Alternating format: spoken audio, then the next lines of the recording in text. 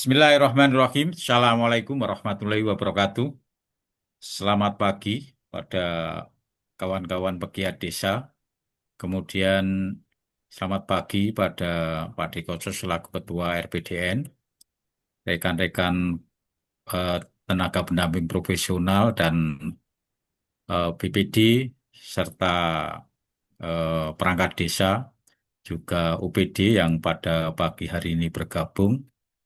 Eh, Pada pagi hari ini kita Senin eh, tanggal 7 Juli 2025 kita akan mengangkat sebuah topik yang ini saya kira saat ini baru trennya kaitannya dengan terkait kebijakan penggunaan dana desa untuk ketahanan pangan khususnya untuk penyertaan modal BUMDes, yaitu mengangkat sebuah tema budidaya ternak ayam chopper dan membangun jejaringnya. Dan insya Allah nanti yang akan membawakan atau sebagai narasumber adalah beliau Bapak Supono, Ketua Paguyuban Rizki. Ini kami ralat, Rizkinya ini bukan rezeki tapi Rizki pakai Hi dan I, Chopper Chicken Jaya di eh, Soluraya. Ini sudah di Soluraya ini. Eh, dan insya Allah beliaunya sudah mempunyai pengalaman cukup variatif dalam bidang baik itu perdagangan, peternakan ya sampai ke peternakan.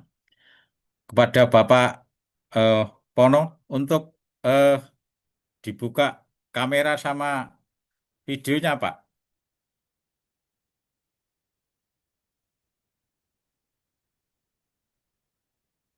Pak Pono. Oh iya, ini luar biasa ini. Ya, ya, ya. Terima kasih Bapak Pono ini. Ya, kita sapa dulu. Eh, Assalamualaikum warahmatullahi wabarakatuh. Selamat pagi Pak Pono. Di admut dulu Pak. Di admut dulu. Ya, selamat pagi Ya, Pak. selamat pagi Pak. Assalamualaikum. Waalaikumsalam. Alhamdulillah. Pagi-pagi sudah mau nggak mau sudah sampai ke balai desa ini. Ya, karena juga akan manggung membahas topik kaitannya dengan budidaya ternak ayam chopper dan membangun jejaring. Ya, insya Allah nanti kawan-kawan ini yang sudah hadir ini ada yang dari Papua, ada yang dari Sulawesi, juga yang lain-lain. Dan ini komplit Pak, ini ada unsur BPD, ada unsur perangkat desa, mungkin juga TPP, yang banyak adalah rekan-rekan TPP. Eh, dan acara ini Pak, ini juga di Pandegani yaitu Pak Di Suryo Koco yang di kode Indonesia itu yang pakai kupluk hitam dan kaos hitam itu. Beliau adalah Ketua Umum Relawan kaitannya dengan pemberdaya Desa Nusantara itu. Ini eh, pencetus kaitannya dengan acara ini juga. Ya, sambil nanti Pak Pono. Dipersilahkan nanti Pak Pono untuk menyampaikan pengantar kaitannya dengan seperti apa sih sampai memilih atau sampai menekuni budidaya ternak, kemudian sampai bisa membangun jejaring. Silahkan nanti Pak kami beri kesempatan cukup sekitar ya 25 menit atau 30, nanti kita akan diskusi cukup banyak itu Pak Pono. Dipersilakan Pak Pono. Oke, baik. Terima kasih Pak. Assalamualaikum. Selamat pagi. Salam Waalaikumsalam. hormat untuk Pak Suryo Koco ini kalau tidak salah ini termasuk tim inisiator Undang-Undang Desa itu tentang masa jabatan itu. Baik Pak Panudi, eh, sebelumnya saya ucapkan selamat pagi, salam sejahtera untuk kita semuanya dan semoga Bapak-bapak semua yang tergabung dalam kegiatan YOM ini senantiasa diberi kesehatan dan dilindungi Allah Subhanahu wa taala. Eh, Selanjutnya sedikit saya menyampaikan pada kesempatan ini terkait dengan eh, usaha kami tentang pengelolaan joper. Namun sebelumnya ini saya sampaikan motivasi dulu kenapa saya memilih ternak joper. Pada tahun 2015 kami mencoba untuk mencari informasi tentang budidaya ayam. Nah, pada saat itu kami mencoba yaitu ayam KOB bekerja sama dengan Dinas Pertanian Sukoharjo. Ini saya coba satu kali, ternyata dalam ternak KUB ini ternyata juga ada hambatan. Kemudian eh, kami mencoba untuk check-in yang kedua, nah, ternyata juga hambatannya semakin luas. Kemudian di saat itu kami komunikasi dengan para ternak-ternak, terutama dengan owner kami Bapak Lilik di Cabean, nah, sehingga dia menawarkan untuk berubah ke ternak joper. Nah, kenapa? Karena dalam ternak joper ini pertama yang harus kita pikirkan adalah relasi dulu. Nah, kenapa kok kita membangun relasi dulu? Karena yang namanya ayam joper ini tidak bisa dijual di setiap tempat. Berbeda dengan ayam broiler. Kalau ayam broiler mandiri, kita check-in, kita mengelola ayam 2 box atau 3 box mungkin bisa dipasarkan karena mungkin dijual di pasar-pasar bisa laku, dijual karkas. Nah, untuk ayam chopper ini memang sangat identik dengan di resto, Pak.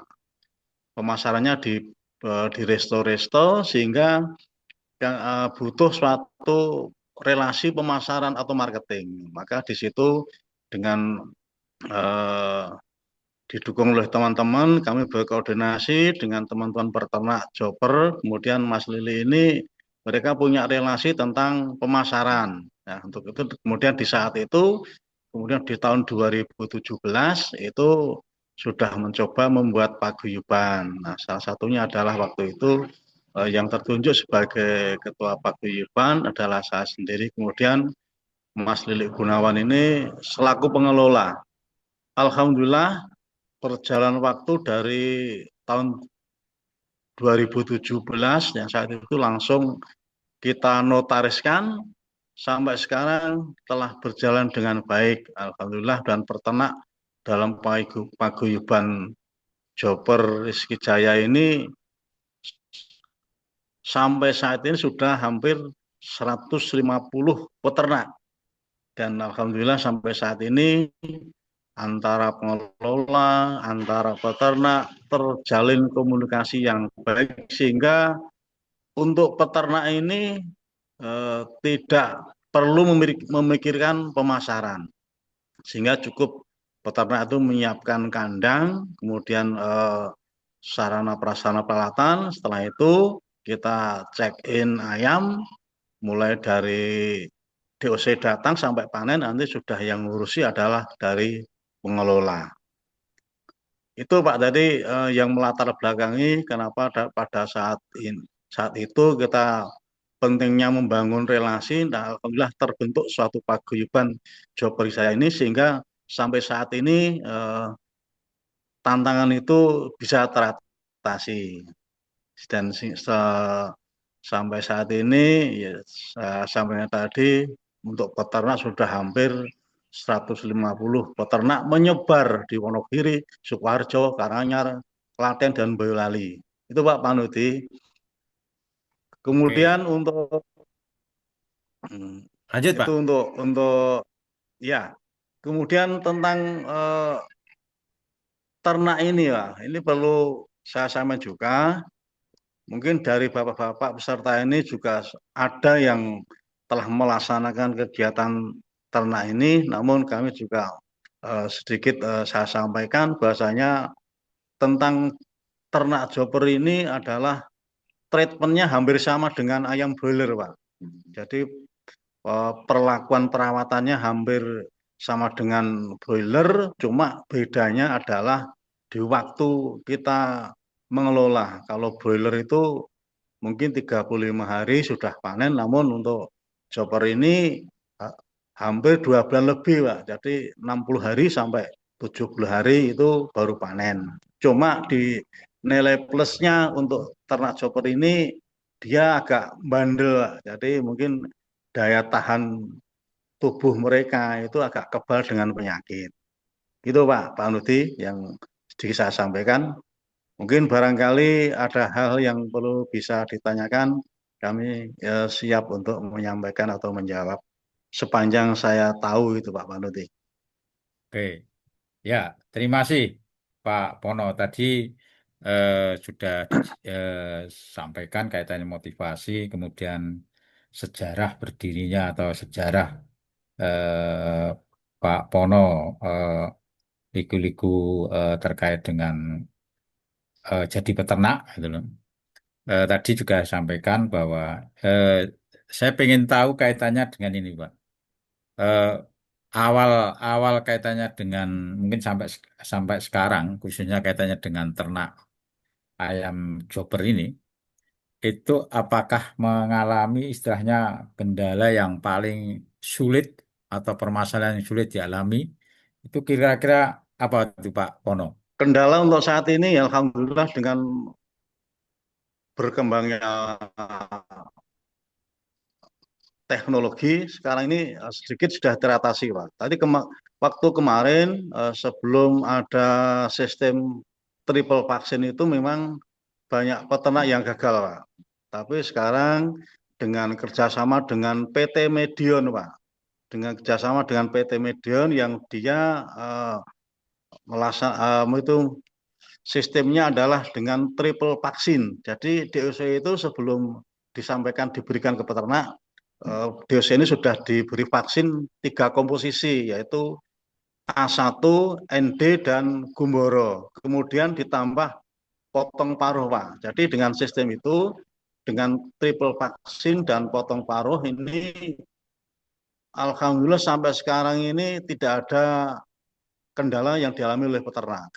Kalau sebelum ada triple vaksin, memang banyak peternak yang gagal, termasuk saya pernah gagal 1 kali, Pak. Itu karena mungkin karena sistem pengolahannya belum begitu teliti, tapi dengan pengalaman itu kita ambil hikmahnya dan alhamdulillah sampai sekarang tidak ada hambatan. Cuma sekarang begini Pak, sekarang menjadi tantangan dari peternak itu ya dengan banyaknya peternak sehingga kadang-kadang itu kalau di saat-saat tertentu, saat-saat tertentu kadang-kadang itu overproduk sehingga banyak peternak itu yang terlambat dalam pemasaran. Biasanya itu 60 sampai 70 hari habis, kadang-kadang sampai 3 bulan. Nah, ini terkendala karena mungkin ya over produk dari ayam sendiri atau mungkin di pasaran itu baru sepi. Itu biasanya seperti itu yang dialami. Biasanya bulan Oktober, November, Desember itu biasanya peternak itu sedikit mengalami trouble karena di pasaran itu mengalami lemah, Pak. Nah, nanti setelah menjelang Natal itu kadang-kadang baru rame lagi. Tapi kalau kebiasaan rutin itu memang di bulan-bulan Lebaran, Pak. Di bulan Lebaran itu 3 bulan sebelum dan 3 bulan sesudahnya itu harga stabil. Sampai sekarang pun masih stabil, Pak. Jadi sampai sekarang itu harga pasaran di peternak itu di angka 37 per kilo, Pak. Di angka 37 per kilo. Nah, kalau sistem kami di paguyuban sudah ada, Pak, sudah ada kerjasama. Jadi ketika harga rendah itu dia beli di angka 34.000 per kilo, Pak. Kemudian ketika di pasaran rame itu maksimal dibeli dengan angka 40 ribu per kilo, Pak. Nah, ini yang menjadi nilai plus dari paguyuban kami sehingga bagi para peternak yang tergabung di Jobber Sriwijaya ini menjadi peluang emas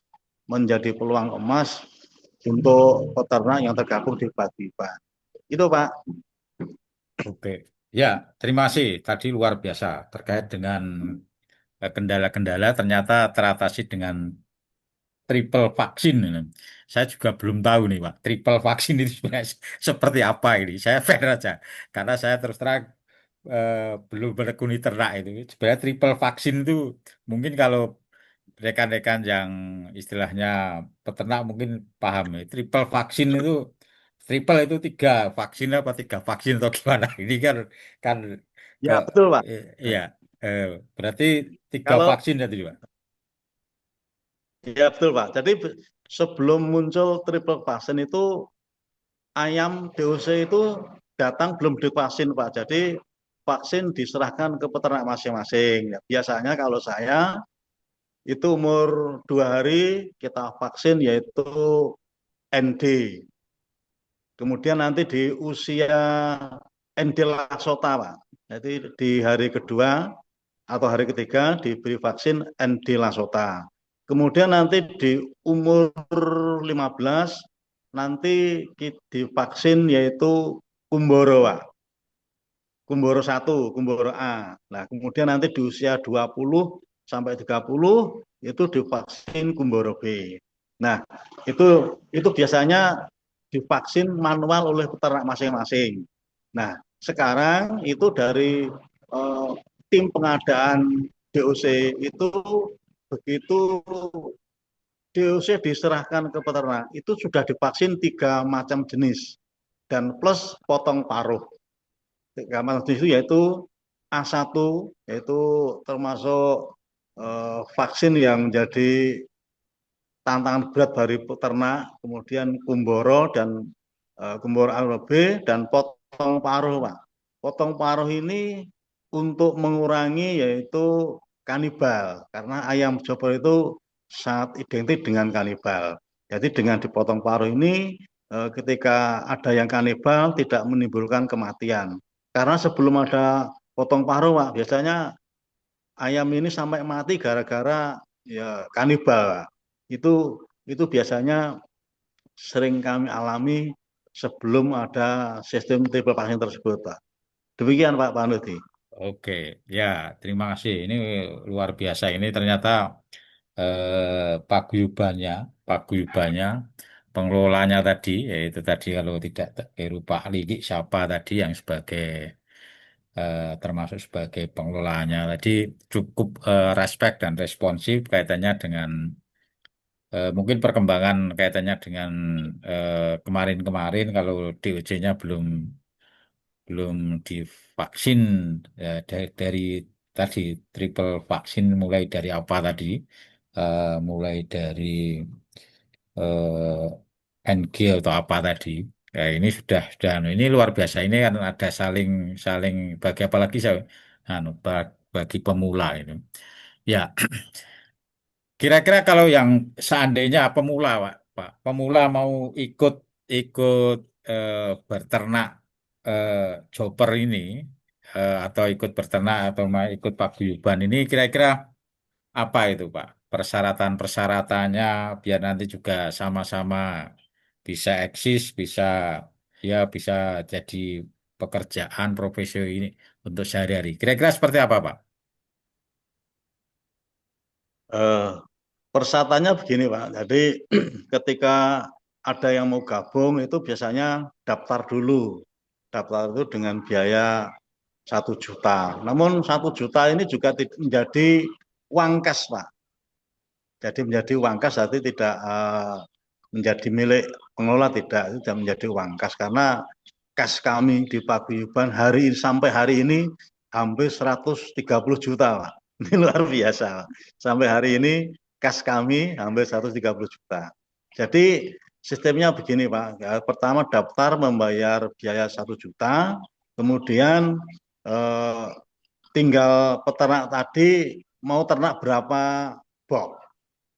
Karena sistemnya satu boxnya itu di angka 1.500.000. Itu setor deposit yang diserahkan ke pengelola. Jadi seandainya ada anggota warga baru yang mau gabung, oh saya mampunya hanya 10 box atau 1.000 karena satu box itu kan isinya 100 plus ada bonus 2 ekor. Jadi kalau 10 box berarti dari peternak harus setor uang cash untuk deposit sebesar 15 juta rupiah.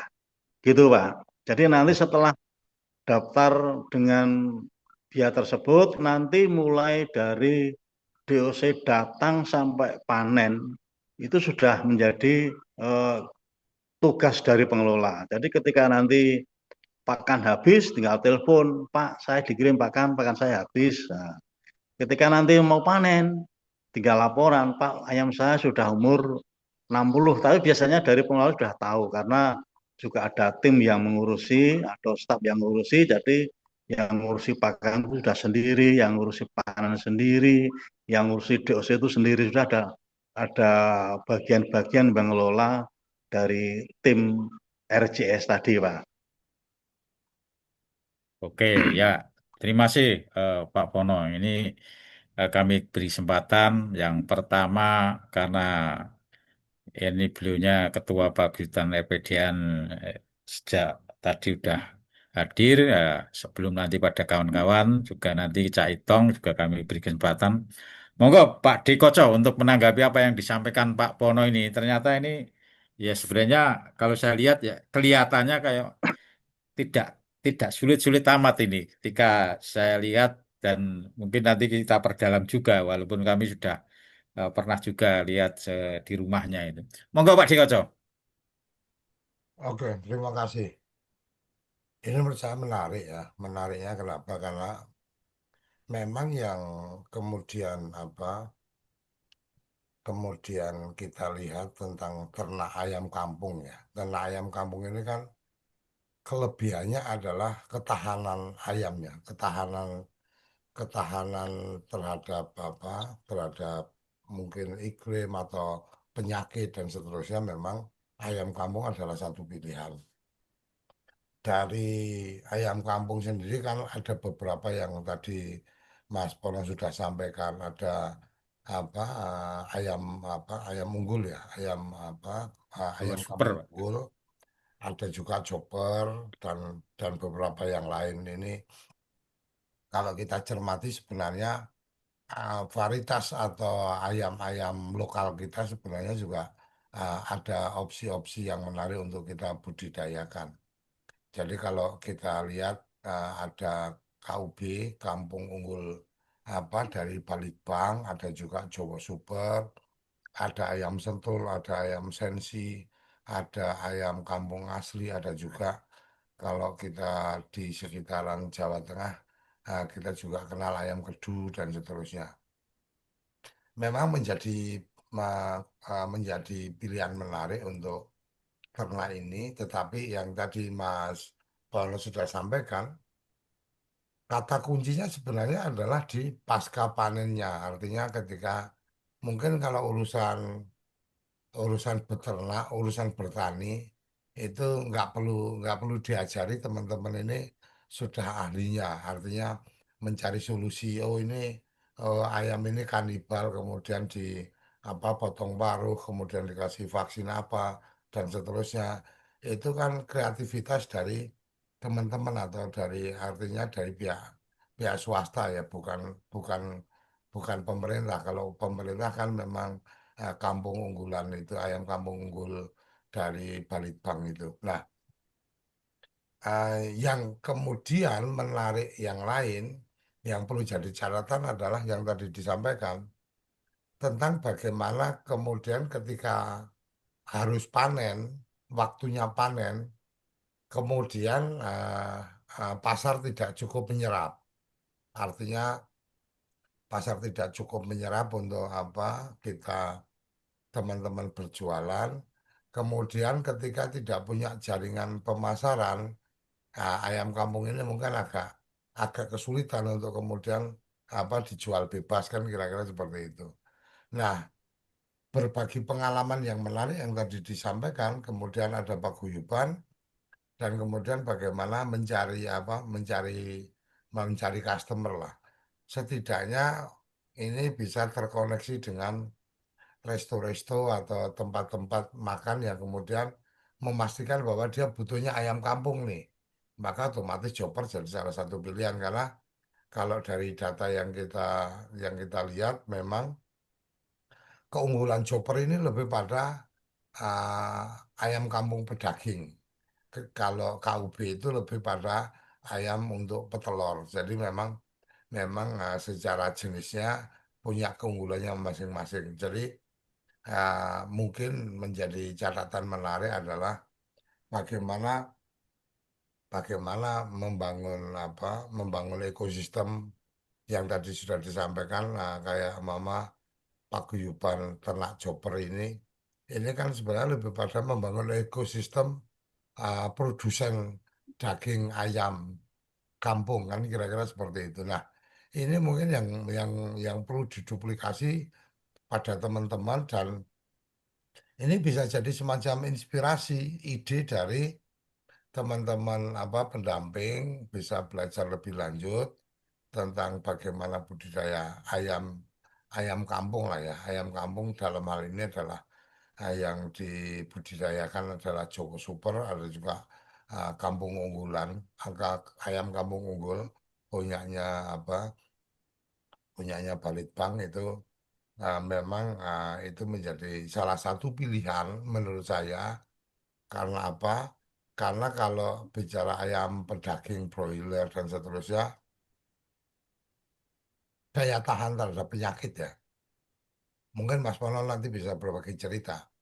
Perbandingannya dengan ayam ayam ini ya ayam Broiler. broiler umpamanya itu seperti apa kemudian kemudahannya mungkin dari segi pakannya apakah pakannya itu memang harus konsentrat atau kemudian saya malah kepikiran gini Mas Mano apakah mungkin nih kemudian ayam-ayam ini akan ayam kampung ya bayangan saya dulu waktu saya masih di kampung dulu ayam ayam kampung itu ibarat kata nggak pernah kita kasih makan mas jadi bapak saya itu punya kandang di belakang rumah gitu kandangnya cukup besar waktu itu ya mungkin bukan skala industri ya artinya bukan skala peternak tapi ayam dibiarkan gitu bermulanya dari ayam kedua waktu itu jadi beli ayam yang waktu itu ada anakannya jadi ada ibu-ibu bawa ayam sama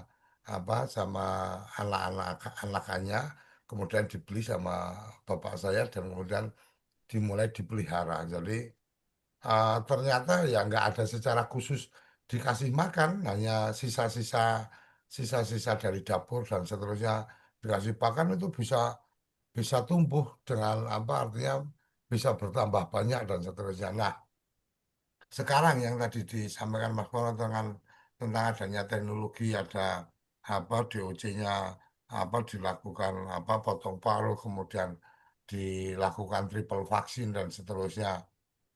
Nah, ini kalau kemudian ayam-ayam ini eh, secara penanganannya, pemeliharaannya, apakah pakannya kemudian mengikuti pola pakan dari broiler atau gimana ini, Mas?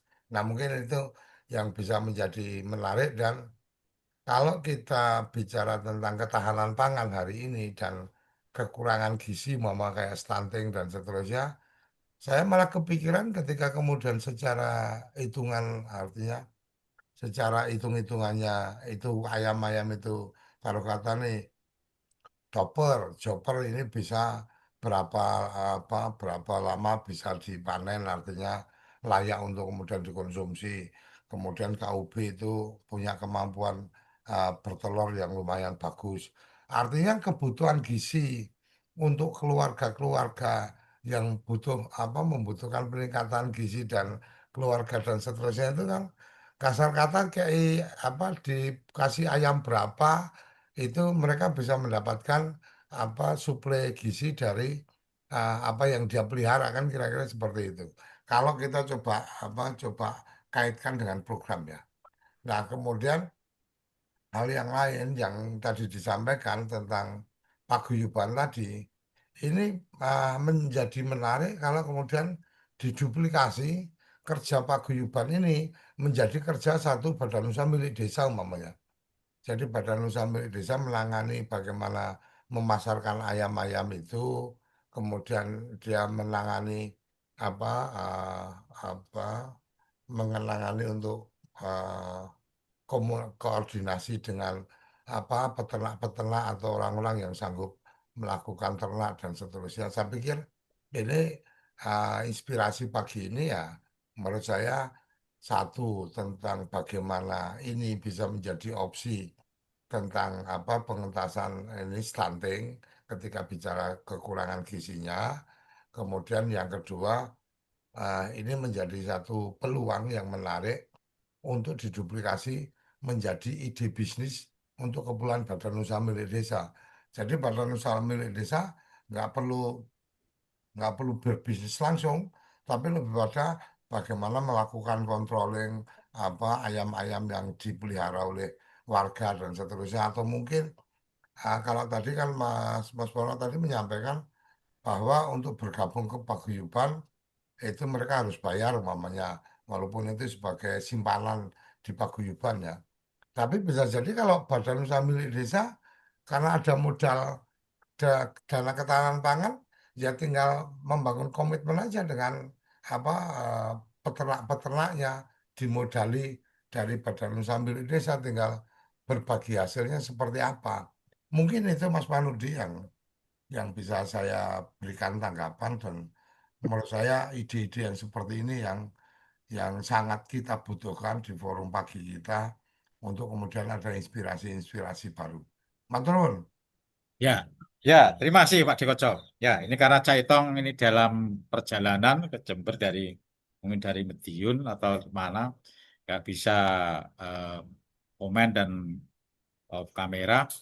Untuk sementara, monggo Pak Pono ditanggapi apa yang disampaikan Pak Dekoco. Nanti kami beri kesempatan pada yang lain. Terima kasih Pak Koco, salam hormat dari kami, Kepala Desa Arjosari. Jadi, tentang apa yang disampaikan Pak Solo Koco, kami ucapkan terima kasih atas segala masukan dan perlu saya sampaikan tentang perbedaan ayam broiler dan chopper. Yang jelas untuk kebutuhan pakan hampir sama, Pak. Cuma bedanya pada waktu. Jadi broiler itu katakan kalau satu box itu ya hampir habis 4 sak sampai 5 sak. Itu capaiannya kalau broiler kan hampir 2 kilo lebih. Tapi kalau ayam chopper ini capaiannya satu box itu habisnya juga 4 sak sampai 5 sak. Tapi untuk capaian bobot ayam itu paling maksimal kisaran 1 kilo up. Nah, bedanya di situ, Pak. Kalau broiler itu kan peternaknya mereka kontrak.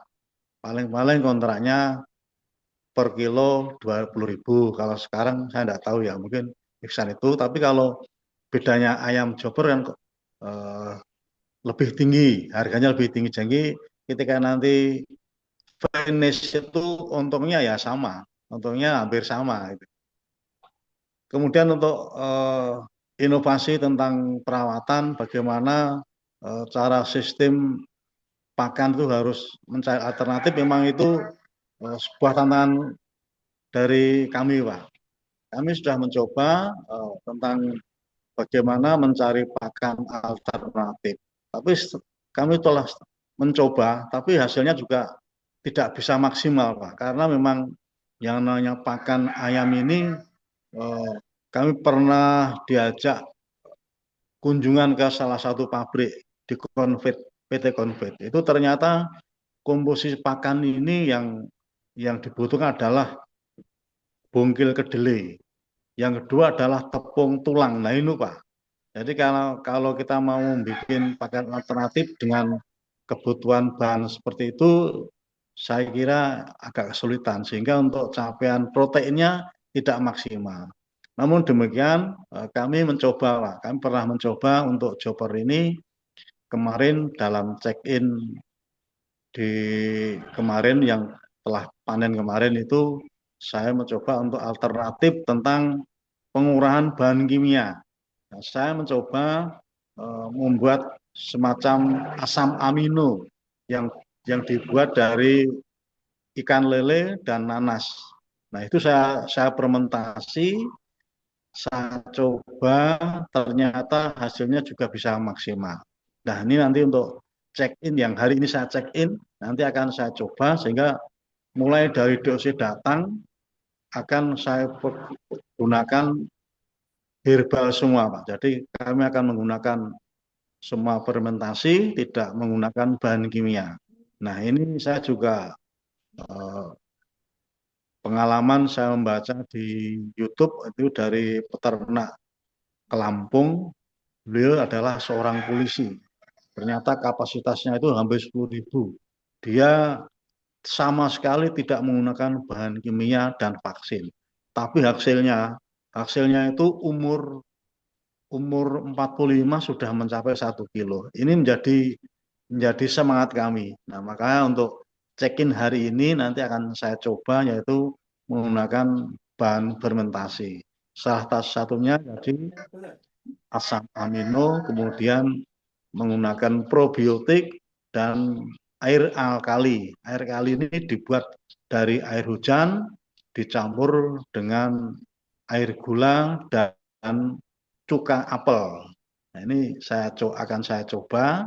Mudah-mudahan nanti apa yang menjadi inspirasi cita-cita kami bisa berhasil. Demikian Pak Surkoco dan Pak Panuti. Ya, ya, terima kasih Pak Suwono. Ya, ini sudah ada yang raise hand. Kami persilakan Mas Bang Irfan Tawakal dari Sulawesi ini. Dipersilakan. Ya, Assalamualaikum warahmatullahi wabarakatuh. Waalaikumsalam. Ya, saya kira menarik ya tema pagi ini terkait dengan budidaya ayam joper. Ini juga menjadi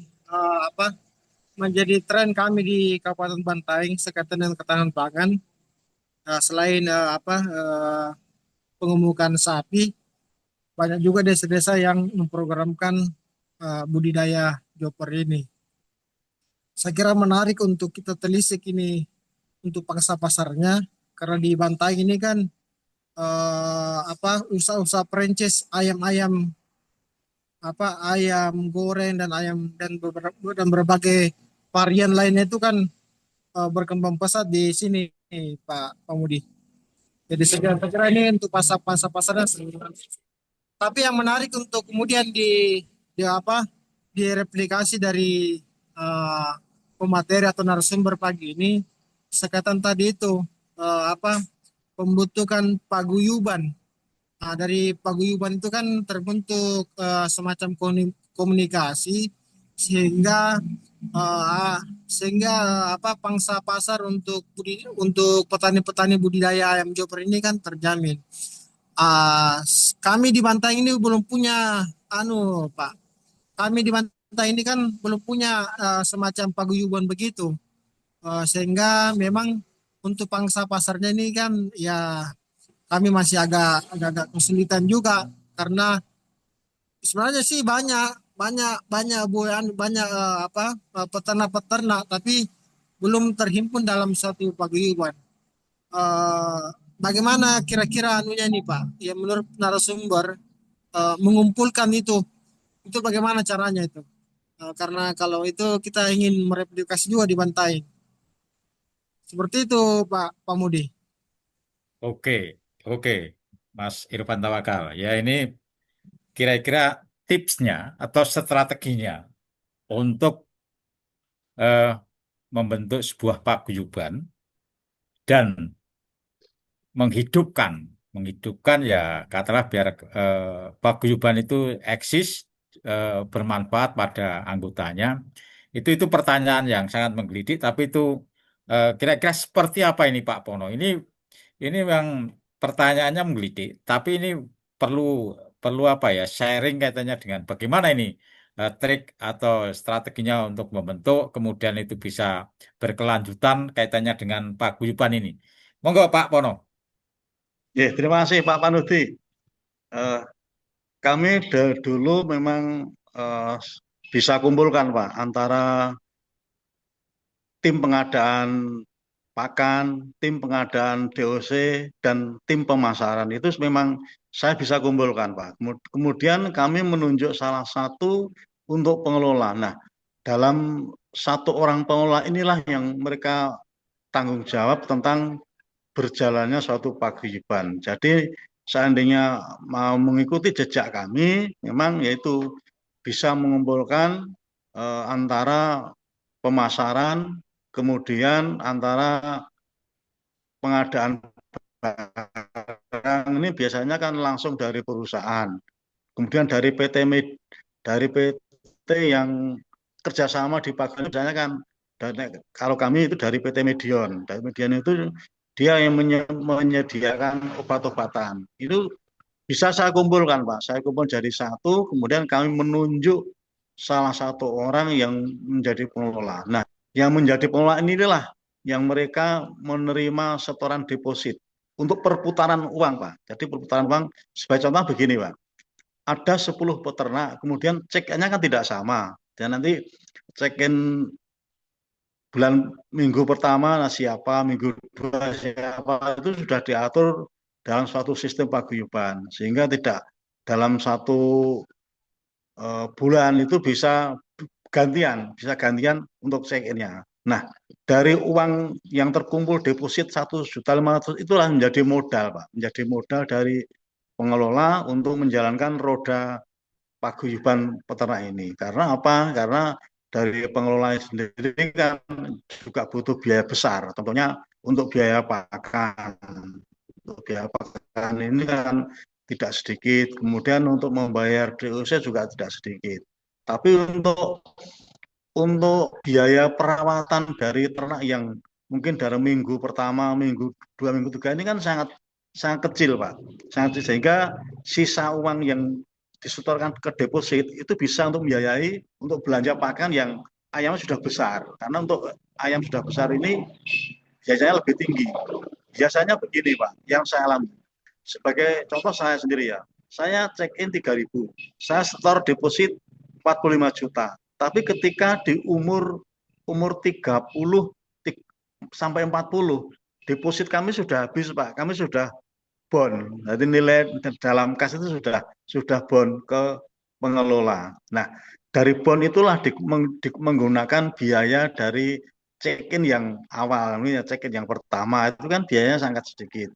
Kalau ternak kami 3.000 itu kalau dalam satu hari, dalam 3 hari kan kebutuhannya paling 3 sak, 1 sak, 3.000 paling 1 sak baru habis. Nanti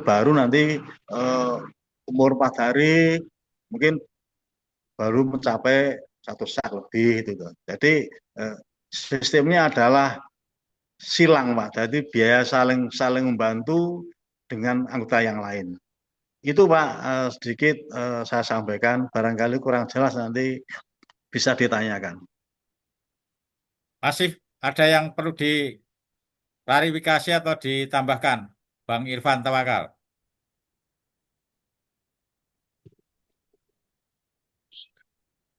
Oke, ya, terima kasih Pak Pono. Ya, Pak Pono, itu juga ada pertanyaan dari Pak Dekoco. Pengelolanya ini memang digaji atau gimana ini? Karena mengelola kalau sekarang mungkin ya eh, eh, lebih dari mungkin jutaan ayam mungkin ya. Tidak hanya ratusan, mungkin jutaan ya. Karena kalau paguyuban sekitar 150 paguyuban, kemudian itu di Solo Raya sekitarnya, kira-kira pengelolanya seperti apa? Karena ini pasti pertanyaan, di mana saja itu?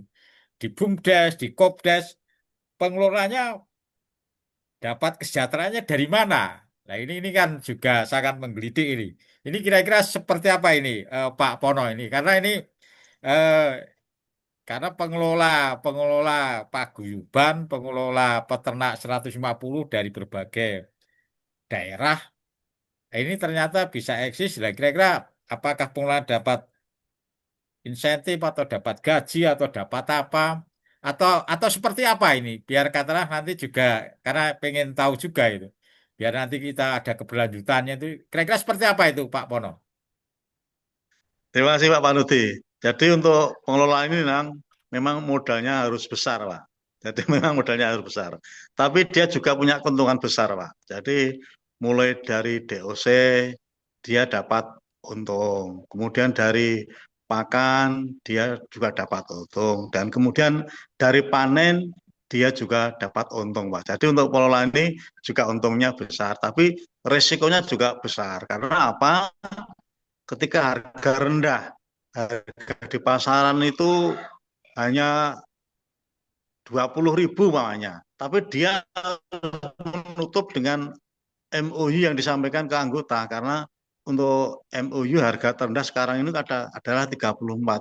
Dia harus menutup kalau sekarang per kilonya 34 gitu loh. Jadi memang pengelola ini untungnya juga besar, risikonya juga sangat besar itu, Pak. Gitu, Pak Berat- Aludi. Terima Ya, kasih. berarti tim pengelola itu apakah termasuk Pak Pono atau Pak Lili tadi atau seperti apa? Tadi kan terkait dengan ini apa itu tim pengelolanya memang risikonya cukup besar, namun bisa mendapatkan berapalah mungkin berapa persentasi dari pakan ketika pakan ketika dia menjual eh, bibit, kemudian ketika menjual yang sudah panen itu eh, pengelolanya atau perorangan atau dalam tim termasuk pengurus ini Pak, pengurus paguyuban ini. Untuk pengelola ini sudah perorangan, Pak. Jadi Hmm. sudah perorangan. Jadi paguyuban kami hanya sifatnya hanya menggerakkan, memberi semangat, terutama adalah untuk kebutuhan sosial. Contohnya kita menjaring komunikasi, kita buat arisan tiap bulan sekali. Kemudian dari pengurus paguyuban sendiri itu kadang-kadang diadakan pertemuan 3 bulan sekali itu di base camp. Jadi kalau paguyuban itu hanya sifatnya hanya untuk membantu untuk kebutuhan sosial dari teman-teman peternak. Itu, Pak. Oke, ya. Ini Pak, ini yang kadang yang sayup-sayup itu kadang sayup-sayup itu kami dengar itu. Saya apakah benar atau tidak?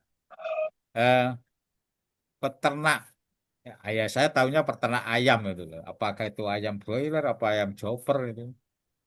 Karena pakannya itu tergantung dari pihak ketiga. Itu kadang-kadang ada yang, wah itu paling-paling istilahnya ya upama untung sedikit. Bahkan ada yang katakanlah itu bu aja, bu itu biasanya apa ya? Ya bu itu katakanlah balik modal aja udah. Kira-kira seperti apa Pak? Apakah itu benar atau tidak? Kalau tidak benar, kira-kira seperti apa itu Pak? Atau katakanlah mungkin triknya seperti apa? Ternyata Pak Pono ini kan sudah, kalau tadi ya 2015 kemudian 2017 sampai sekarang kan hampir katakanlah eh, 9 9 tahun ini eksis dong, ternyata eksis dong. Kalau nggak eksis pasti nggak nggak sampai sekarang itu. Itu kira-kira seperti apa itu Pak?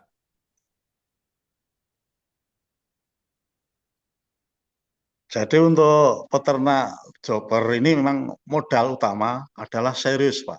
Adalah serius komitmen terhadap eh, anggota maupun paguyuban. Komitmen dalam hal ini saya sampaikan bahwasanya peternak itu harus jujur, Pak. Harus jujur. Karena apa? Memang kami juga sering mendengar, khususnya peternak broiler ya, itu mereka itu kadang-kadang banyak yang rugi, yang bangkrut, itu kadang-kadang kan perilaku peternak sendiri itu juga kurang serius, Pak, kurang komitmen. Artinya apa? Ketika ada pakan datang, kemudian sisa, mereka pindah ke tempat temennya dijual, lah itu kan tidak komitmen itu. Tapi untuk jobber ini tidak bisa seperti itu, Pak. Kita harus memang komitmen dalam suatu ternak itu memang harus sama-sama jujur. Artinya ketika memang ayam ini mengalami kerugian itu rugi di bidang apa dulu? Oh, karena faktor kematian. Kemudian kematian ini karena mungkin umurnya sudah tua, umur 25 hari, 30 hari ini kan ketika ada musibah itu memang bisa terjadi kerugian. Tapi ketika ayam ini sehat, itu tidak mungkin rugi, Pak. Jadi di harga berapapun, mungkin harga terendah semuanya. Sekarang 32, meskipun sampai umur 3 bulan, kalau asal serius, Pak, itu tidak mungkin rugi, Pak. Jadi yang penting menjaga ayam ini tetap sehat itu modal utama. Jadi untuk chopper ini yang penting ayam sehat. Soal nanti lakunya berapa, harganya berapa itu kan tinggal rezeki masing-masing. Gitu, Pak. Iya, ya. Berarti tadi kan kaitannya karena ada pengelolanya tadi yang disampaikan Pak Pong adalah Pak Lirik tadi. Kan itu kan yang kontrak sama peternak-peternak anggota paguyuban itu ya, Pak. Ternak Ya, kontrak harga tadi loh. Itu yang anu ya. Ini nih tadi juga lagi-lagi ini sebuah komitmen, sebuah kejujuran, keseriusan ketika eh, itu terjadi di semua pihak, baik itu menurut saya semua pihak, termasuk katakanlah peternaknya, juga tadi istilahnya Pak Anu adalah pengelolanya, ini kan harus harus sama-sama dalam istilahnya itu ketika untung walaupun anu ya anu ya istilah orang Jawa itu ya sidik eding gitu. Ya dikit semuanya dapat, semua untung gitu loh. Karena tadi membangun jejaring tadi yang tidak mudah ini biar katalah berkelanjutan kayak seperti itu. Kayaknya jangan sampai katalah wah ketika naik berdaging kemudian kaitannya dengan apa itu pakan. Wah kita apa itu kita naikkan pakannya, kalau nggak kita naikkan pakannya dikurangi dalam konteks nutrisinya atau apa. Ini kan kalau nggak sama-sama saling jujur, saling komitmen kan bahaya juga ini kalau seperti itu lah. Ini kan kayaknya kan seperti itu. Ini Pak Pono ini, mungkin rekan-rekan ada yang menggelidik. Saya kira ini kan banyak pertanyaan-pertanyaan. Kalau rekan-rekan dipersilahkan untuk resen. Ini kan sebenarnya banyak. Tadi sudah disampaikan bahwa ini loh bisa ditiru, bisa ditiru di BUMDes, bisa ditiru perorangan. Saya pun sebenarnya pengen meniru ketika ini nanti makanya. Monggo rekan-rekan yang mau resen silahkan untuk menanyakan, menanggapi kaitannya dengan mumpung Pak Pono, beliau adalah Ketua Paguyuban, juga peternak, juga pengambil kebijakan di tingkat desa. Wah ini kan komplit. Ini kan saya kira perlu perlu rekan-rekan mumpung ketemu nih. Dipersilakan rekan-rekan yang pengen Mas, resen di Mas Pono, Mas monggo Pak Panudi, izin Dewa. Mas Panudi. Ini Monggo. ini ini menarik bicara tentang pengelola tadi ya. Bayangan saya tadi pas Mas Pono menyampaikan tentang pengelola itu adalah orang yang ditunjuk oleh paguyuban, kemudian digaji, kemudian dia mengkoordinir semuanya. Tetapi yang kemudian disampaikan Mas Pono tadi bahwa pengelola itu kan ibarat kata kalau di ayam apa ayam ini ya ayam pengemukan ayam ya di broiler itu kan berarti kan ini pengelola ini semacam semacam perusahaan yang kemudian menempatkan menempatkan menempatkan DOC, kemudian dia yang nanti akan membeli pada saat panen. Kemudian dia mengontrol. Kalau yang saya tahu ya di penggemukan kan gitu ada yang konsep kerjasamanya ya udah kamu siapin kandang sama kamu yang pelihara. Nanti dari DOC pakan disuplai, nanti kemudian apa pada saat panen diambil. Seperti yang Mas Poro tadi sampaikan memang benar. Di bayangan kita itu kadang berpikir harapannya petani itu adalah orang-orang baik. Artinya wow, orang-orang desa itu pasti lempeng, jujur, dan seterusnya kan gitu. Tapi di beberapa case memang saya menemui yang menjadi mitra. Nah, ini bukan chopper ya, yang menjadi mitra penggemukan itu kadang-kadang bahasanya adalah titip titip ayam gitu kan. Artinya pakan kan sudah dijatah nih dari perusahaan mitra gitu kan. Taruh kata untuk 1.000 ekor, kemudian dia titip 100. Titip 100 itu kasarannya mau 100 ekornya ditaruh gitu aja, pakannya yang pakan yang memang memang untuk 1.000. Jadi akhirnya kan konsumsinya konsumsi pakannya tidak optimal, kemudian hasil panennya juga tidak menguntungkan untuk orang yang invest atau orang yang kemudian menjadi perusahaan mitra itu. Nah, yang di pengelola konsepnya paguyuban ini kayak apa, Mas? Apakah memang seperti itu? Kemudian apa dia seperti perusahaan apa ya perorangan, tetapi dia bertanggung jawab seperti halnya investor yang apa yang naruh ayam-ayam di kandang-kandang itu, atau ini seperti apa? Atau kemudian saya malah membayangkan kalau paguyuban ini kemudian dikembangkan menjadi satu semacam koperasi gitu kan. Artinya ya orang yang kemudian bertanggung jawab mengontrol dan seterusnya itu ya manajer koperasi yang digaji, sehingga kemudian masyarakatnya mendapatkan hasil karena dia beternak dan hasilnya menjadi baik karena ada manajemen yang ngurus. Oke, kamu apa masukin apa check in-nya tanggal sekian supaya nanti bisa diatur panennya nanti akan berurut nih.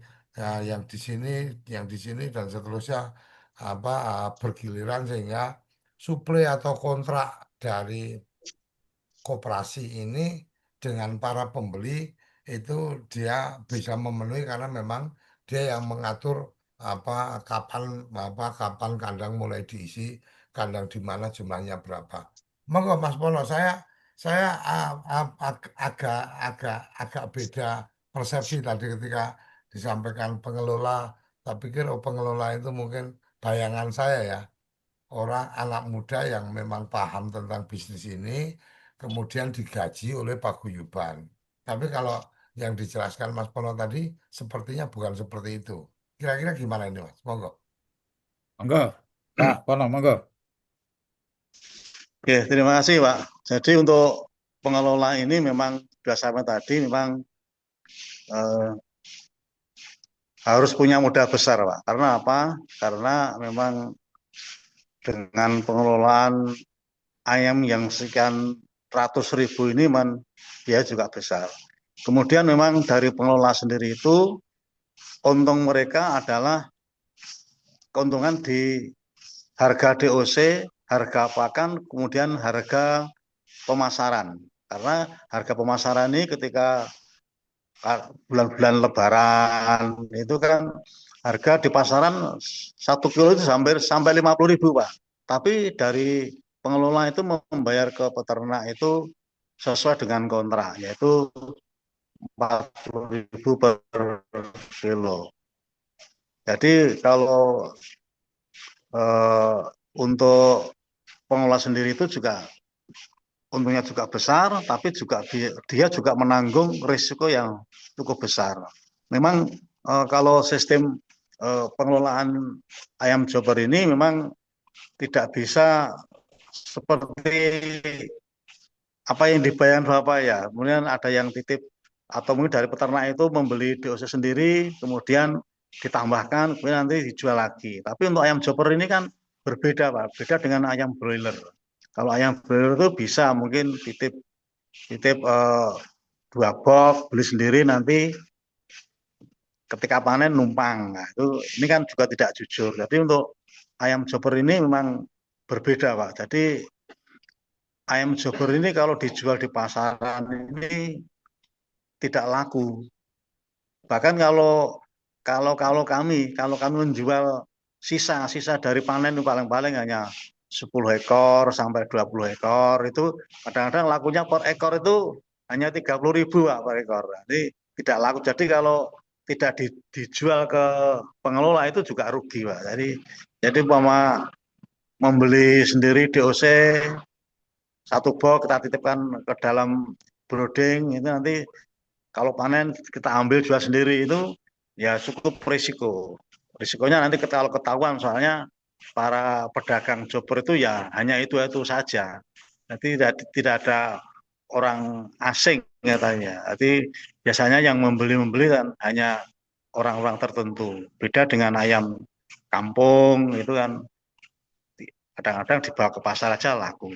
Jadi memang suatu komitmen ini yang dipegang teguh oleh peternak dan pengelola sehingga suatu paguyuban ini alhamdulillah tetap bisa eksis, bisa berjalan akibat saling percaya Pak.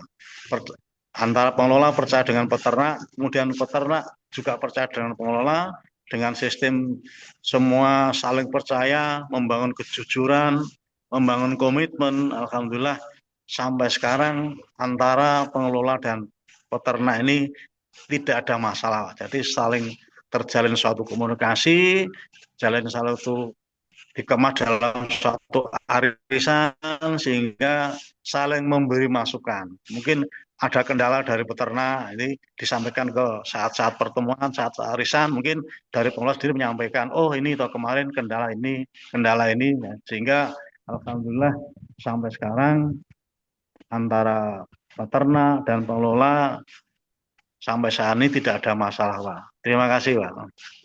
Oke, oke ya, ya. Terima kasih. Ya, pengelola itu istilahnya tadi kan manajer loh. Tapi kalau manajer versinya Pak Dikocoy semacam digaji. Kalau ini manajernya itu ambil ambil keuntungan dari jual bibit, kemudian jual pakan, kemudian pemasaran ayamnya itu kan. Ya, ini ada pertanyaan dari Pak Arif. Arif ini dari Nguker ini. Kalau boleh tahu, terkait kemitraan paguyuban ayam Joper itu atas nama pribadi atau bisa dari BUMDes, Pak?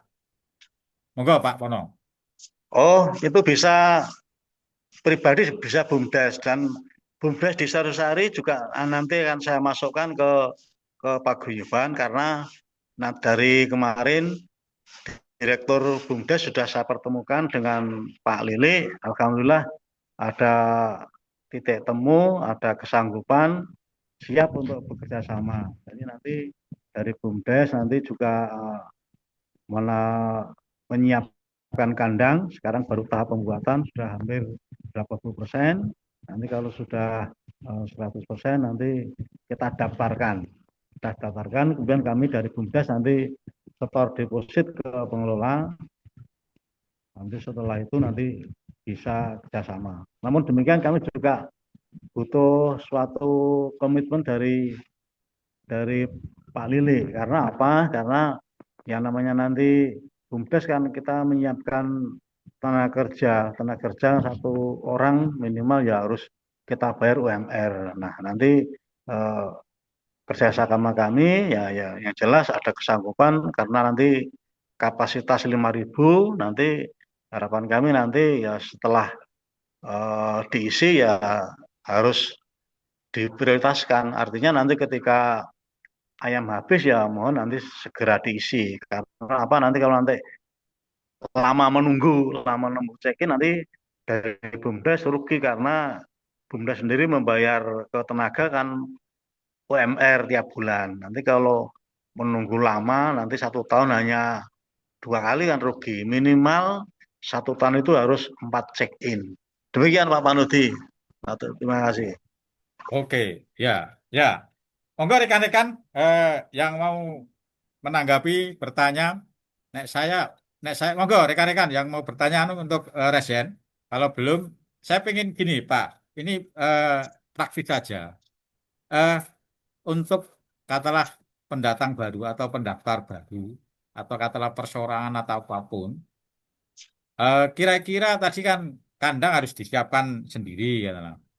Kira-kira tadi kandang siapkan sendiri, kemudian ya minimal 4 check-in induk atau bibit itu.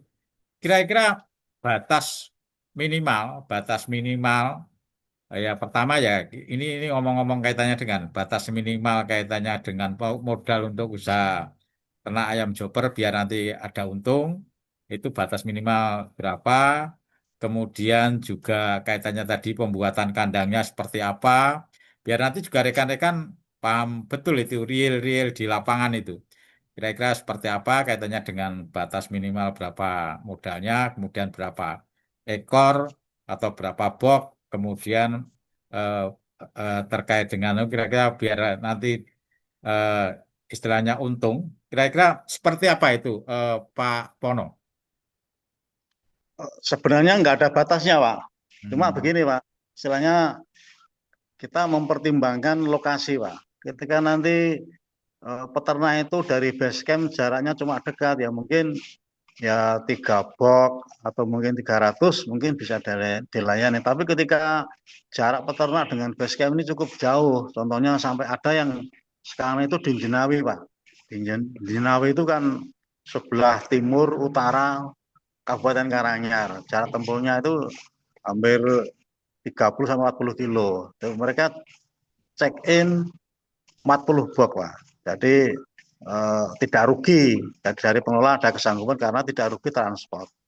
Jadi sebenarnya tidak ada batas untuk mengelola ayam, tapi juga mempertimbangkan lokasi. Jadi kalau hanya kisaran Sukoharjo, mungkin radius 3 kilo, 4 kilo, mungkin ya 4 box kan ya tidak rugi gitu loh. Itu Pak, jadi nggak ada batasnya Pak. Terima kasih. Oke, ini juga pertanyaan dari Mas Harip juga. Kira-kira kapasitas standar kandang per meter persegi dapat menampung berapa ekor, Pak? Ini saya kira ini kaitannya dengan jangan sampai nanti tidak imbang antara luas kandang, kemudian juga kaitannya ayam yang jumlah ayam yang dipelihara atau dirawat di kandang. Kira-kira perhitungannya seperti apa ini, Pak? Kaitannya dengan antara luas kandang sama jumlah ayam, ekor ayam yang akan per meter perseginya berapa atau seperti apa? Itu Pak Pono. Untuk kandangan sistem postel itu biasanya kalau saya Pak, kalau saya itu maksimal 14 ekor per meter. Itu hitungannya sampai panen loh Pak. Jadi 14 ekor per meter, tapi untuk saya sendiri hanya 13 ekor per meter.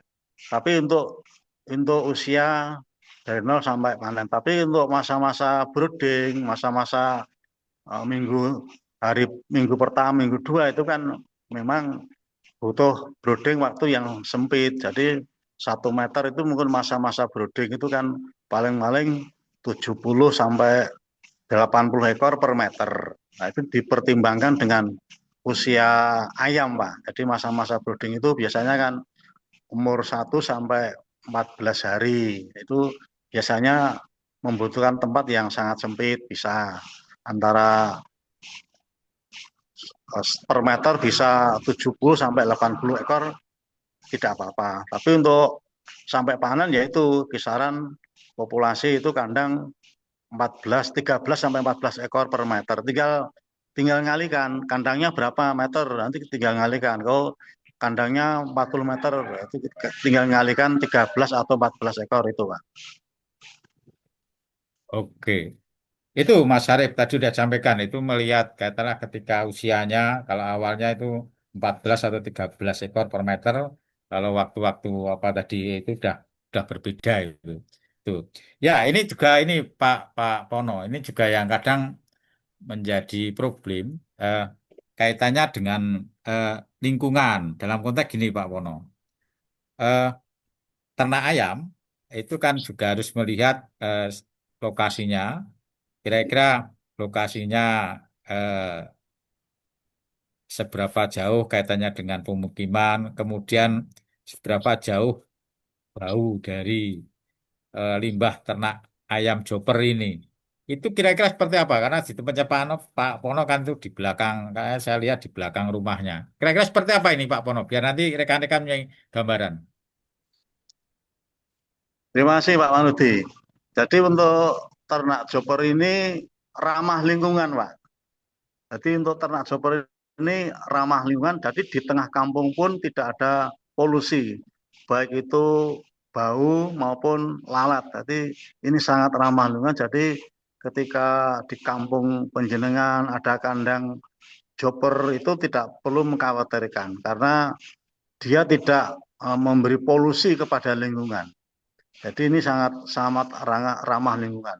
Tapi cuma memang dari peternak sendiri itu juga harus hati-hati. Jadi ketika ternak joper ini ramah lingkungan, kemudian sembarangan. Karena kalau sembarangan, kalau tidak dijaga kebersihannya, kekeringan dari kandang itu sendiri juga menimbulkan polusi udara di lingkungan. Jadi intinya tetap pelaku sendiri, peternak sendiri ini yang harus komitmen untuk bersedia berusaha untuk menjaga lingkungan agar tidak mencemari lingkungan. Itu Pak Panuti. Oke, ya. Ini ternyata ramah lingkungan, ya. Tapi perlu juga dijaga kebersihannya di eh, lingkungannya. Kemudian juga yang tidak kalah menarik ini, Pak Pono. Eh, Terkait dengan ini, apakah limbah dari ayam joper ini itu pemanfaatnya itu untuk apa saja, Pak? Apa hanya sekedar untuk pupuk atau seperti apa? Mungkin selama ini Pak Pono itu dari limbahnya dibuang atau dijual atau gimana? Dan pemanfaatnya untuk apa saja? Untuk limbah ternak joper ini sangat manfaat untuk petani, Pak. Terutama petani Polowijo itu untuk jagung itu biasanya kalau tetangga saya itu minta itu dia sudah tidak mupuk lagi, Pak.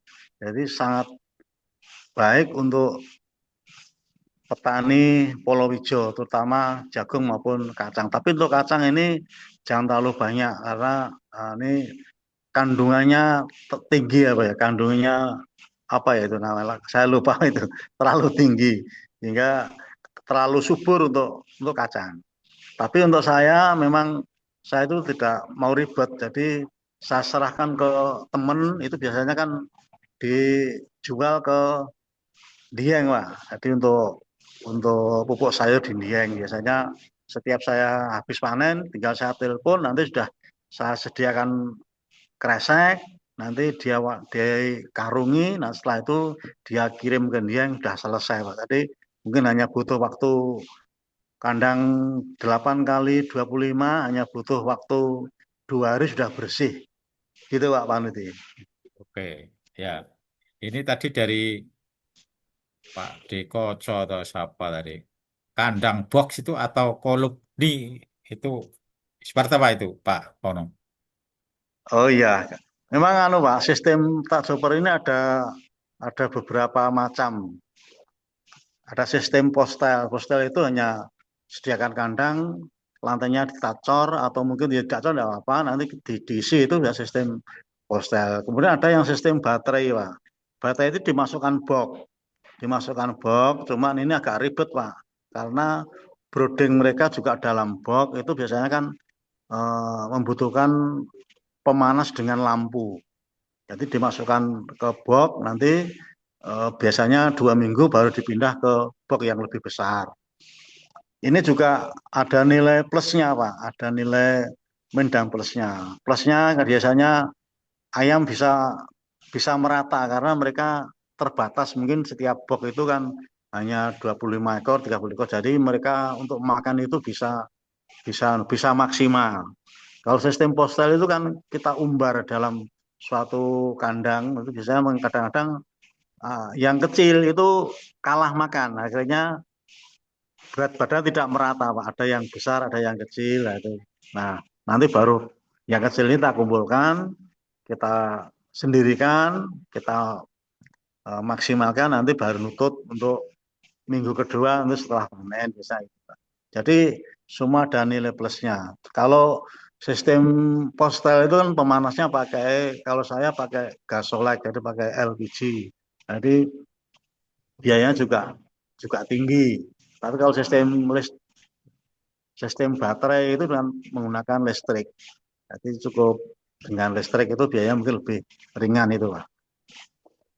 Oke, ya, ya. Terima kasih Pak Ponom. Ya, ini sudah ada rekan-rekan ini ada BUMDes dari Gunelan juga ini. Gunelan ini Kartasura ini. Gunelan ini dekat dengan salah satu perguruan tinggi swasta ini. Ini juga menyimak. Saya nggak tahu apakah Mas juga. Panudi, Monggo. saya terus terang tertarik dengan yang tadi disampaikan tentang apa pengelola ya. Mas Pono, saya membayangkannya gini, pengelola tadi kan disampaikan butuh modal yang nggak kecil, kemudian pengelola ini apa menjadi apa ada terikat apa kontrak beli ya. Berarti kan kontrak beli harga berapa per kilo taruh kata, kemudian dia yang nanti akan menjual kemana dan seterusnya. Artinya bahwa ini apa off-takernya adalah si pengelola. Pertanyaan saya, Mas Pono, sampean kan kepala desa nih. Kemudian dengan bayangan pengelola butuh modal berapa untuk kalau sekian ribu ayam dan seterusnya. Kebayang nggak kalau umpama pengelola itu yang dalam posisi pengelola itu adalah BUMDes? Artinya mungkin atau enggak itu? Artinya saya membayangkannya gini, kalau memang kemudian apa kekuatan modal itu menjadi tantangan untuk menjadi pengelola, maka kan BUMDes juga punya kekuatan modal juga nih.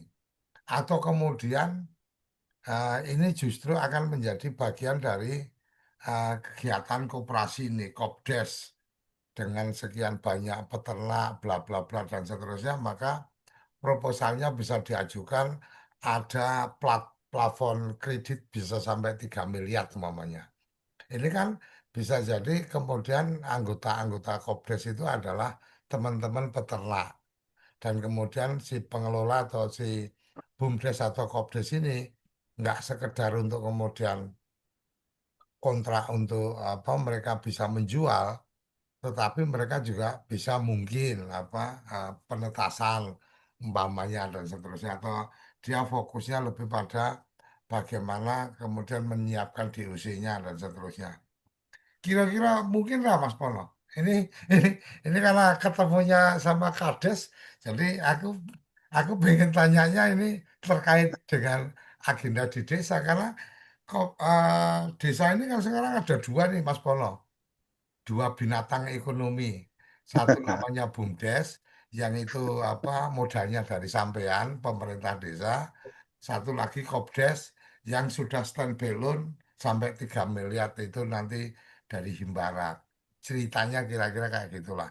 Lepas dari Kopdes nanti benar punya modal apa enggak, tapi ketika BUMDes memungkinkan untuk itu, kemudian beberapa desa eh, berbarengan menjadi BUMDes bersama, masing-masing taruh kata ada 10 desa nih dalam satu kecamatan, kemudian membuat BUMDes bersama untuk peternakan ayam nih. Ya udah masing-masing taruh 200 juta, udah 1 miliar modalnya. Dan ini yang terjadi dengan teman-teman yang saya coba tangkap ya. Ini inisiatif seperti ini kan ada juga di BUMDes di Purworejo yang kemarin yang sering mengikuti uh, obrolan kita. Kalau dia kan lebih pada ekosistemnya adalah domba. Nah, kalau ini ekosistemnya adalah ayam joper, Jowo Super ini kira-kira mungkin apa lagi, Mas? Apa Mas Pono? Monggo, Mas. Monggo, Pak Wono. Terima kasih Pak. Eh, bisa dimungkinkan Pak, bisa dimungkinkan BUMDes sendiri kita membuat suatu paguyuban sendiri atau mungkin digerakkan oleh BUMDes sendiri bisa Pak. Tapi yang jelas harus bisa membuat jaringan Pak. Terutama adalah pemasaran. Kalau hanya pakan aja gampang Pak. Kalau pakan DOC itu gampang. Yang paling sulit adalah membuat jaringan pemasaran Pak. Karena selama ini memang untuk resto-resto yang ada di sekitar Soloraya ini dia sudah mempunyai kerjasama atau mitra kerja dengan bakul itu satu satu resto itu biasanya lebih dari 3 orang, Pak. Yaitu memang butuh waktu, butuh perjuangan. Bila mungkin dari BUMDes sendiri juga akan membuat suatu usaha yang bisa menguasai dari hulu ke hilir bisa, Pak. Dan saya juga ingin ke arah ke situ. Juga uh, dari BUMDes saya juga akan mengarah ke situ, tapi ya itu butuh waktu, butuh perjuangan yang tidak gampang. Karena apa kita uh, kalau kita mau setor sendiri ayam itu, kita pertama kita juga butuh armada. Yang kedua, kita juga butuh satu tenaga yang ahli menguasai pemasaran sendiri. Karena menimbang ayam ini, Pak, orang yang tidak gampang, Pak. Jadi tidak ditimbang satu-satu, Pak. Tapi cukup dengan tangan, Pak, dengan kelihayan tangan dari para para tenaga-tenaga itu menimbang ayam ribuan itu hanya menggunakan tangan. Jadi ambil 1 kilo per ekor itu bisa, ambil 7 on per ekor itu bisa. Kalau sudah sendiri itu tidak mampu, Pak. Saya harus satu-satu. Ini juga juga butuh suatu perjuangan yang tidak gampang untuk membuat suatu BUMDes yang bergerak bisa menguasai pemasaran sendiri. Jadi bisa, Pak, ya, tapi butuh waktu, butuh perjuangan yang tidak gampang, Pak. Terima kasih, Pak. Ini yang menarik ini Mas Mas Pono. Di forum ini kan ada teman-teman pendamping nih. Nah, kemudian kalau kita bicara bagaimana membangun, ini kan akhirnya menyiapkan pasarnya nih. Bagaimana cara menyiapkan pasar? Saya membayangkannya gini, ketika kemudian teman-teman apa dari BUMDes sudah mengagendakan itu atau punya perencanaan itu, maka kan otomatis pasarnya yang harus disiapkan dulu nih, kasar katakan gitu. Ketika pasar yang harus disiapkan dulu, saya membayangkan ketika kemudian karena harapannya kan semua pihak terlibat untuk kemudian apa kebangkitan ekonomi dari desa nih. Taruh kata tenaga pendamping kemudian silaturahmi dengan apa dinas terkait umpamanya. Bisa mereka kemudian mengundang persatuan hotel dan restoran, identifikasi kebutuhan restoran untuk ayam kampung berapa, di mana dan seterusnya. Kemudian apa mengkoneksikan ini menjadi oh berarti ada satu kebutuhan nih, taruh kata mungkin Mas Panudi sebagai tenaga pendamping apa tenaga profesional untuk TA di tingkat kabupaten. Kan Mas Panudi bisa kemudian membantu memetakan potensi-potensi pasarnya di mana.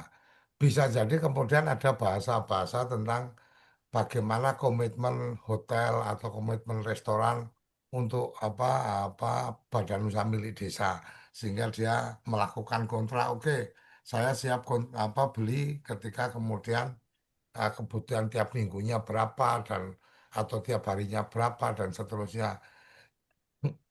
Ketika bicara tentang bagaimana tentang pengawasan kesehatan ayam, bla bla bla dan seterusnya.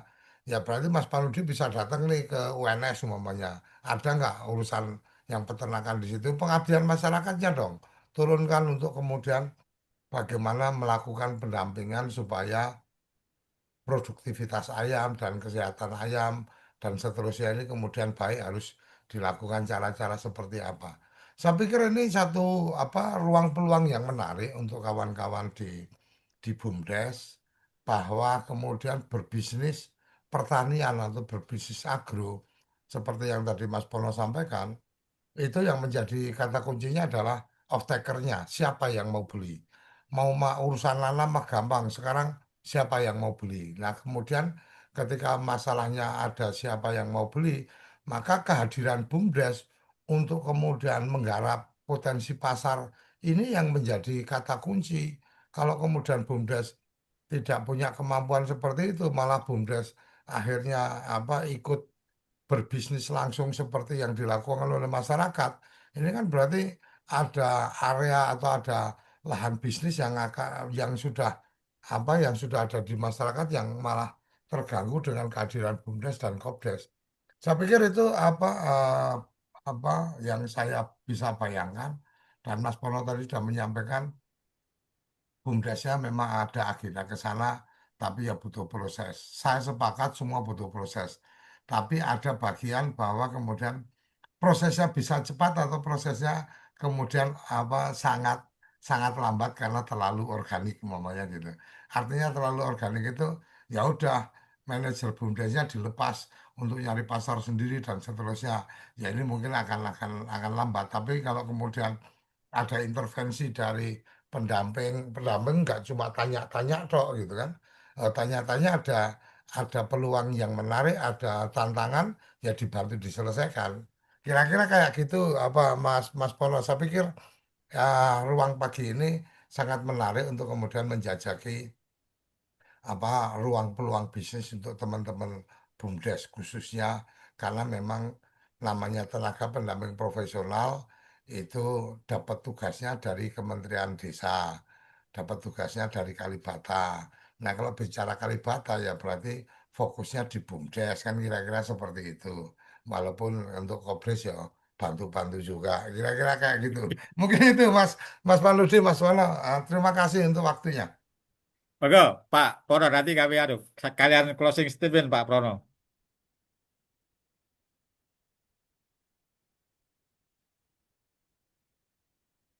Oke Pak, terima kasih Pak Koco atas penyampaian motivasi kami. Mudah-mudahan aja nanti untuk BUMDes Desa Lestari untuk kerjasama awal dengan Paguyuban Desa ini bisa berhasil dulu. Nanti perjalanan waktu memang kami akan mencoba untuk membangun komunikasi kepada resto-resto yang ada di sekitar Sukoharjo. Mungkin uh, ada peluang untuk saya masuk, nanti kita identifikasi dulu.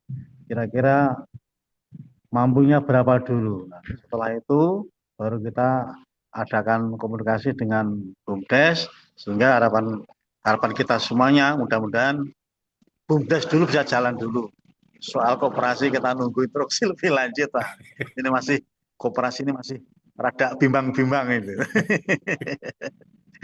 Karena regulasinya juga belum jelas, nanti kalau mau pinjam yang mengembalikan siapa, kalau nggak pinjam nanti risikonya apa, itu kan desa masih menunggu regulasi. Nanti kira-kira apa yang desa diperintahkan ke desa untuk koperasi ini, mungkin semua juga masih menunggu tentang perintah eksekusinya. Yang penting perintah dari A1 membuat, ya kita buat dulu aja.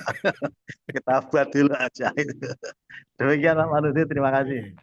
Ya, monggo Pak Dekoco, closing statement. Oke, terima kasih. Jadi pagi ini saya membayangkan bahwa duplikasi sukses dari teman-teman ini bisa kemudian kita tingkatkan. Sisi yang lain, Mas Pono mungkin sekaligus saya promosi, numpang promosi ini. Kebetulan koperasi kita, Koperasi Komunitas Desa Indonesia, kita juga mengembangkan website pembangunan database untuk Badan Usaha Milik Desa. Jadi ada rumah BUMDes di sana.